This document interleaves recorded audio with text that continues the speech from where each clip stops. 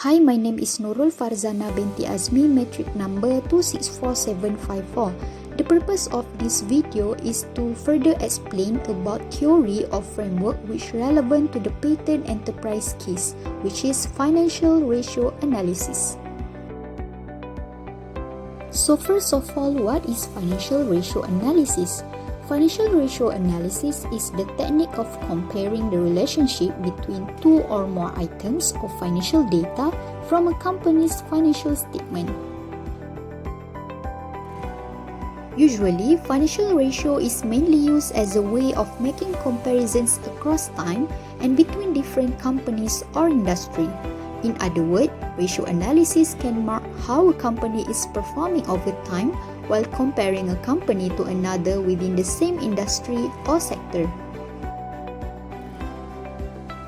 Ratio analysis can be categorized into 5 main groups, which are liquidity ratios, profitability ratios, activity ratios, leverage ratios, and other ratios.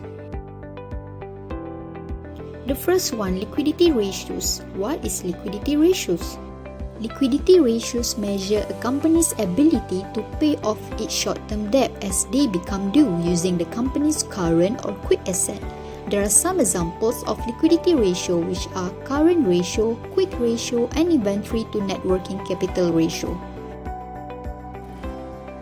Current ratio measures how much current assets are available to cover each ringgit of current liability. The formula is current assets divided by current liability. So, the higher the current ratio, the more capable the company is to pay its obligation. For quick ratio, it measures the company's ability to pay off its short-term obligation from current assets excluding inventory. The formula is current assets minus inventory divided by current liability. Computation of this ratio can help the investor to know that the company they invest in has enough quick assets to pay all the debt. So, the higher the ratio, the better a company's financial health. Next is inventory to net working capital ratio. This ratio used to indicate the portion of the inventory that are financed from the available cash. The formula is inventory divided by current asset minus current liability. So, the lower the ratio, the company is considered more liquid.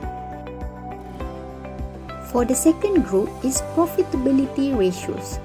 Profitability ratios convey how well a company can generate profits from its operation. Some examples of the profitability ratios is gross profit margin, operating profit margin, return on asset, and return on equity.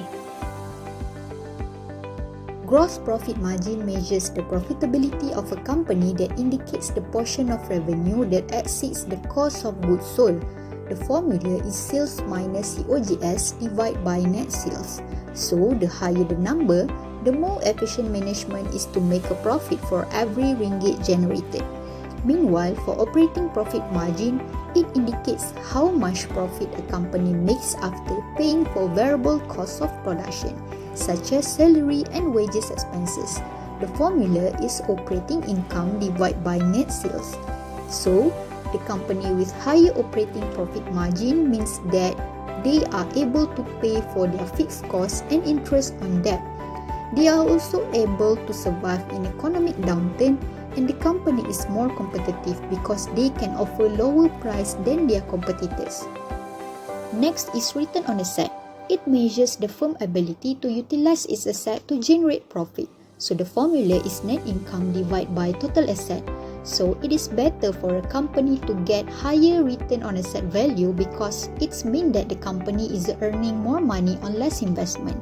Meanwhile, return on equity measures the profitability of a business in relation to equity. So, the formula is net income divided by shareholders' equity. The higher the return on equity, it suggests that the company is increasing its profit generation without needing as much capital. So, it is better when the ratio is higher because it indicates that the investment for the company is good. For the third category is activity ratios. Activity ratios indicate how efficiently a company is leveraging the assets on its balance sheet to generate revenues and cash.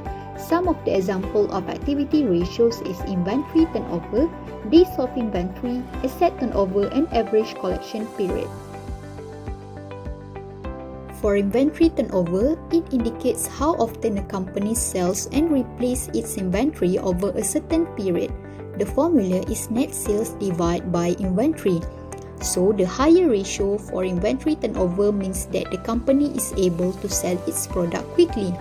Compared to days of inventory, it's measured the number of one's days worth of inventory that the company has on hand at any given time. The formula is inventory times 365 days divided by cost of goods sold.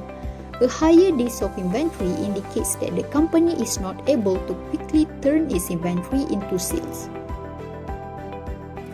For asset turnover, it quantifies the efficiency of a company's asset in producing revenue or sales income to the company. The formula for this ratio is sales divided by total asset. So, the higher the ratio, the more efficient a company in generating sales from its asset base. For average collection period, it measures the speed of collections to collect account receivable. The formula is average account receivable divided by sales divided by 365 days. So, if the ratio is low, it means that the company collects its account receivable relatively quickly. The fourth group is leverage ratios. Leverage ratios, or other name is solvency ratio, compare a company's debt levels with its assets, equity, and earnings to evaluate the likelihood of a company staying afloat over the long haul by paying off its long-term debt as well as the interest on its debt. Some of the examples of leverage ratio is debt to asset ratio, debt to equity ratio, and interest coverage ratio.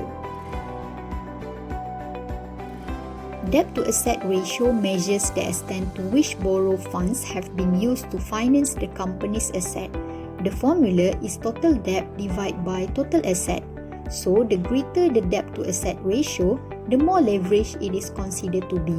Highly leveraged business have a greater risk of failing on loan payment if their revenues decline, and it is more difficult to acquire new debt to survive a downturn. Compared to debt to equity ratio, it indicates how much debt may be covered by the equity in the case of a company's liquidation. The formula is total debt divided by shareholders' equity.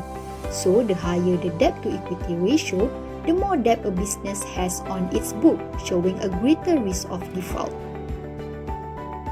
Interest coverage ratio used to determine how easily a company can pay interest on its outstanding debt. The formula is earning before interest and expense divided by interest expense. So, the lower the interest coverage ratio, the less profit available for a company to cover its interest payment. It's making the company more exposed to interest rate increase and the inability to repay existing loan obligation. Last but not least is other ratio, which is apart from all of the ratios. The examples of other ratios is price-earning ratio. This ratio shows how much the investor is willing to pay for each ringgit of earning. The formula is market price per share divided by earning price per share. A higher price-earning ratio shows that investors are willing to pay a higher share price today because of growth expectation in the future. This is due to the investor have high expectation for future earning growth and are willing to pay more.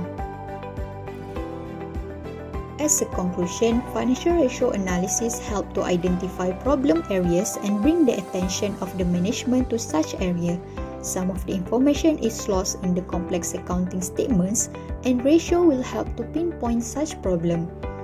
Also, it allows the company to conduct comparison with other firms, industry standard, and intra-firm comparison. This will help organization better understand its fiscal position in the economy. That's all from me. Thank you for listening. Hope this video will benefit you. Goodbye.